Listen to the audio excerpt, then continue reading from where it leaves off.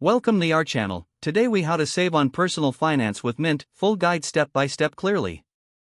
First, download the Mint app from your preferred app store.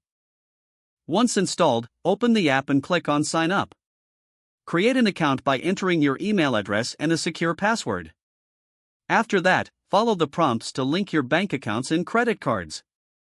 This allows Mint to track your transactions automatically.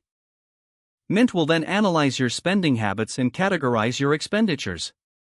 Take a moment to familiarize yourself with the dashboard. Explore the various sections like spending, budgets, and goals. To create a budget, navigate to choose categories that align with your spending habits. Set specific spending limits for each category. Mint will help you monitor your progress against these budgets in real time. Next, check the Trends section for insights on your spending patterns. This feature allows you to see where your money goes each month. Identify areas where you can cut back to save more.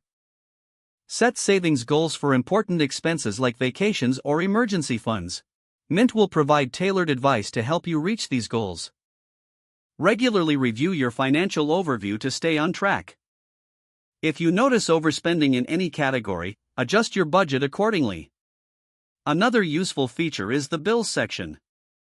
Enter your recurring bills to receive reminders before due dates. This will help you avoid late fees and keep your credit score healthy.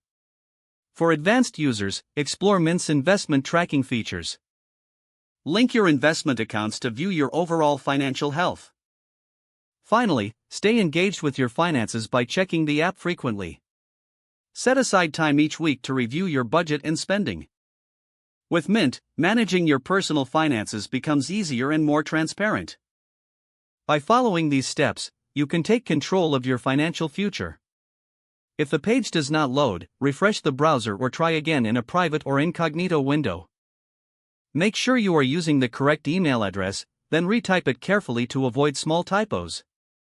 Don't forget to like this video and subscribe to our channel for more step-by-step tech guides.